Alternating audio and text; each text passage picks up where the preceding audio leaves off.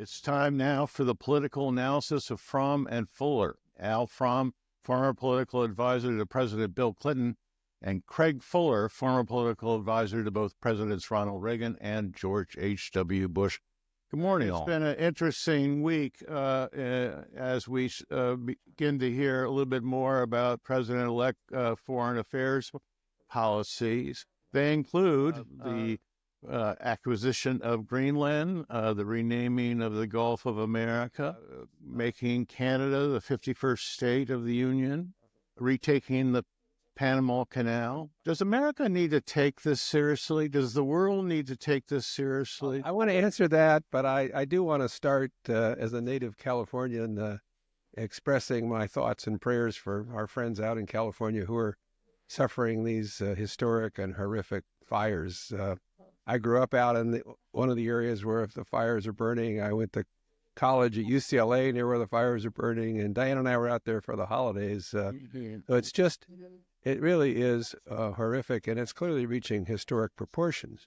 It relates, however, to your question, because this week, while President Biden promised and is delivering large tankers to fight the blaze, U.S. troops, if needed, to help and assist, and is compassionate and doing the kinds of things a president would do, the president-elect chose to criticize California's Governor Newsom for water management yesterday. We're talking Thursday morning.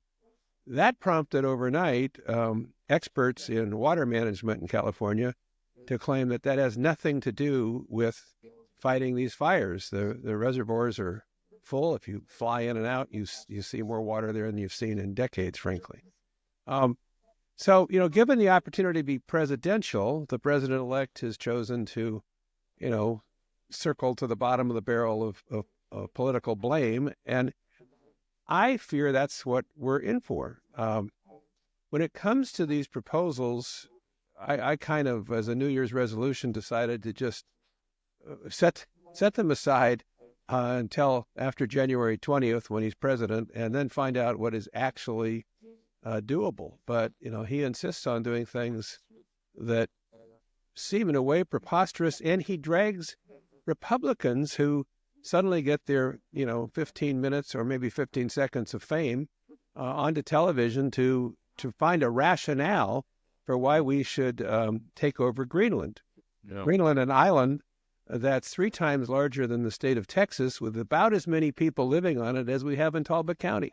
And yes, there are minerals, but, our companies who mine for various minerals and petroleum products and other things seem to be able to do that around the world without us taking the military out and taking over countries. So I saw a comment by a political pundit the other day who said, do you really believe anybody went to the polls thinking, well, I'm going to vote for the guy who's going to get us Greenland? I don't think so.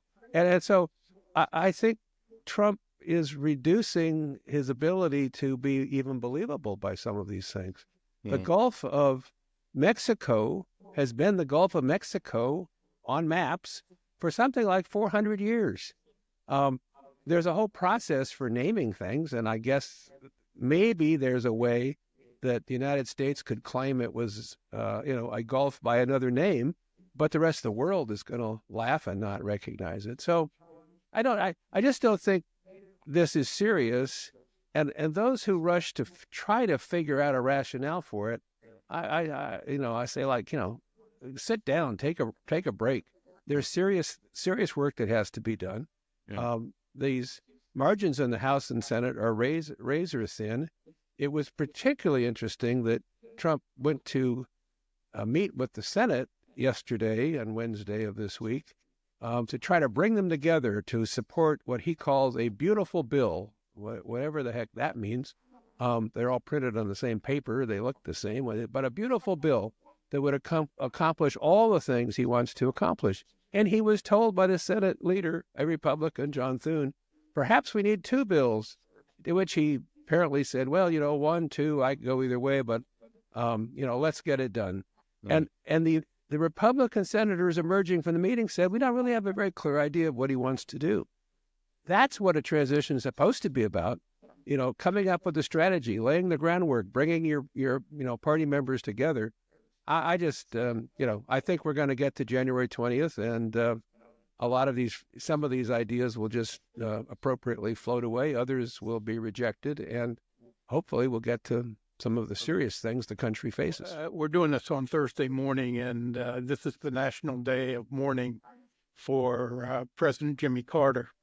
And as you went through your list, I couldn't help think about the contrast between Jimmy Carter and Donald Trump. Jimmy Carter got elected with the promise of never telling a lie to the American people. Donald Trump lies every day. By the count of the Washington Post, he lied over 30,000 times in his first term. It sort of shows the direction American politics has gone over the last 50 years, and it's not a very good one. You had this list of things he said at that unbelievable press conference.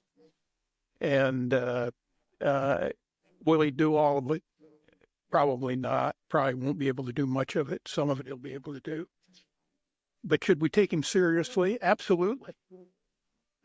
Because Trump has shown over the last decade, sort of the Trump era, that he has the ability to essentially change the truth, to make tens of millions of his supporters believe his lies. And there's no better example than the January 6th insurrection. Most of us thought that was the end of Donald Trump, that he'd never again be seriously considered for president. He's really disqualified. I think a lot of the Republicans in the House and Senate who were hiding that day had the same view. But obviously that wasn't the case.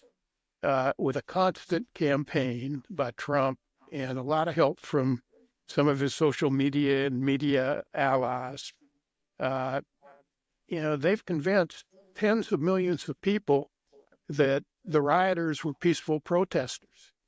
Patriots is what Trump calls them. So I'm sure he's going to try to pardon at least some of them. And most observers around the country would probably say that the events of January 6th and all the other legal troubles in his 34 convictions and all that actually helped him, because it helped him become a victim. He's a very skilled manipulator of public opinion and of misinformation. So, Craig said that he says these things and then the Republicans try to rationalize them. I mean, if you think of his misinformation campaigns and January 6th, which is really so striking because it happened in the halls of Congress. Mm-hmm. And yet Republican elected leaders seem to now ignore it. They don't, and they fell right in line. Trump has a way, has certain ways of doing them. One of them is he always likes to show strength, and that's important for a president, incidentally. It's the most important virtue, I think. He's shown that it works, and he's shown it particularly with the way he's intimidated a lot of the mainstream press, particularly the owners of the mainstream press and the social media moguls. But he also has another purpose in this press conference, and that's diversion. Wow. He wanted to talk about all this crazy stuff. He didn't want to talk about his sentencing on Friday or the release of Jack Smith's report. But I think, as you think about all the stuff he says, it's really just an extension of the way Trump's acted all of his public life. In a sense, going back to the Access Hollywood tape, you grab everything you can until they stop you. That's probably the way he operated his business, his real estate business. It's what, people know what they know, and they operate according to what they know. So I think until his fellow Republicans who are the only ones, particularly in the Senate, who are the only ones who can stop him, do stop him, we need to take what he says seriously. Craig, you are our expert on Los Angeles, and we're not at the end of this thing. We're still maybe in the middle of what could be one of the most expensive, destructive forces since the Chicago fire. You know, it is going to bring up a lot of political issues, but I suspect it's going to bring up a lot of economic issues. The cost of replacing Pacific Palisades is enormous. What are your thoughts? You know, it goes first, I think, to the people who live there. And, you know, fire knows no boundaries in terms of your economic wealth or the size of your property. And it's burning through homes of low-income people. It's burning through trailer parks. It's burning through mansions. You know, it's threatened the Getty Museum, which has done a huge amount of work to protect itself from fire and seems to have succeeded. It's taking down landmarks that have been enjoyed by people for many years. And so first and foremost, obviously, the forces that are fighting this fire, and there are many, need to get it under control.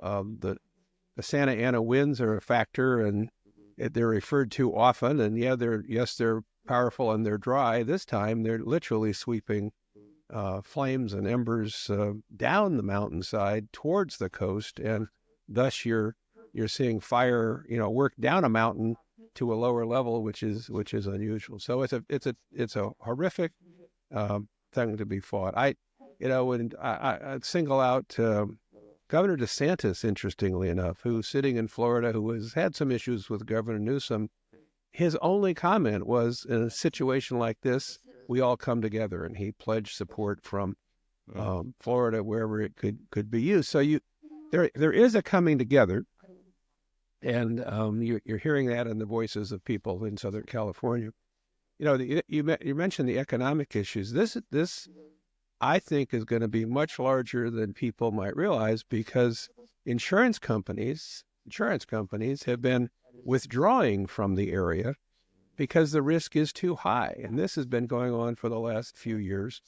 There are state plans available to meet some needs, but they're not going to be what, you know, many of us experience, where, you know, you hope you never have a fire, but you're fully insured.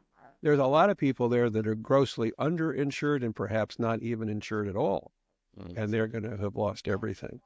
I also will say that you know, these are unbelievably traumatic events. You know, fleeing, throwing everything you can into a car and fleeing your home through streets with houses burning on both sides, leave people with issues that it's going to take them years to work through, and they may never work through. So there's just huge consequences. You know, it's a beautiful area.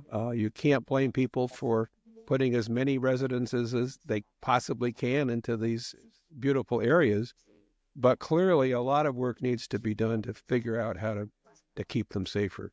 The aerial views that I've seen this morning look like Lahaina in Hawaii, where literally massive amounts of residences are all burning, all on fire, and when we get in there to actually see the damage, I think it's going to become even more appalling, and I'm sure the death rate's going to go up. So, a real tragedy, something that the nation is going to have to think through how it absorbs and deals with it, and supports people who literally have lost everything. I think this is really going to be a much bigger issue. I mean, you know, I certainly am not an expert on climate change. I've never been viewed as an environmentalist. I grew up in the Midwest, where in heavy manufacturing area. And we were always suspicious of the environmentalists because they were trying to shut down the plants that were so important to our economy. But there's got to be a focus on what we need to do to save the planet. We can't go through this every year. In places like California, we've been lucky because with the exception of what was Paradise, most of the fires have been in less populated areas. But when they start striking in the heart of the second largest city of America, when we see the devastation from the hurricanes in, Florida, our fourth largest state, I mean, I just think the intrusions that all of these catastrophes, weather catastrophes, are having on our daily lives, going to become a much more important political issue. I mean, like Craig, I, wish the best for anybody and hope everybody gets out of there alive. But so many lives are going to be ruined. And at some point, this is going to become a political issue. Craig, I mean, Trump has tangled with California before. How quickly do you think he will pounce on this? I hope he gives thought to, the words he uses. And Al's points are very valid here because, you might have a political foe in the governor of California that you want to take a pot shot at, but climate and weather and these tragedies, once you're president, they face people across the country. And if you're so callous as to use these as political opportunities, there really is a price to pay for it. And governors, there are governors up for re-election this year, 2025, who are going to be mindful of how the federal government responds to a crisis in California. And again, if the response is reduced by the new administration from what the current administration is doing, it just would seem mindless. I also, we talk about this, but this is a time for clear thinking and facts. In the past, Trump has said, well, you don't rake the forests efficiently. That's why you have fires. And, what are you talking about? Now he says it's a water management problem. It puts the blame at the feet of the governor. And the experts say the reservoirs haven't seen so much water in decades. And what are you talking about? And if at least I'm old school enough to think if you just consistently make false statements, especially when you're the president and the country needs a leader who is explaining to them what's happening, what we're doing about it. If you just continue to make false statements, there's a price to be paid. You can go out on the stump, you can go out on your political rally, you can say whatever you want to say, and some people are still interested in fact checking. But when you're the president of the United States, these words really do matter, and so I hope he chooses them carefully as he enters office on January 20th. I just want to add to that last point because it is such an important point. Campaigning is sort of like being in Congress. You get up and you make a lot of speeches, and you might even pass a law, but you really don't know you have anything to do with its implementation. You don't even know whether it works or not. And increasingly, Congress pays very little attention to whether what they do works. But governing is a reality, and you got to deal with the facts on the ground. This is the kind of thing that Trump will have a much harder time evading. I heard a commentator in the last couple of days say that, going back to the first part of your question that we discussed and sort of pulling it all together, Trump was pretty successful in the campaign in convincing people that his first administration ended in 2019 before the pandemic. And the whole question of all the, his mishandling of the pandemic and all the unnecessary deaths and, all that stuff never really was an issue. Every indication is that these weather emergencies are not going to get any better. At some point, he's going to have to deal with them, and as a reality, and he won't be able to talk his way around them. Well, we have to leave it there. Al Fromm, Craig Fuller, thank you so much indeed. We will see you next week.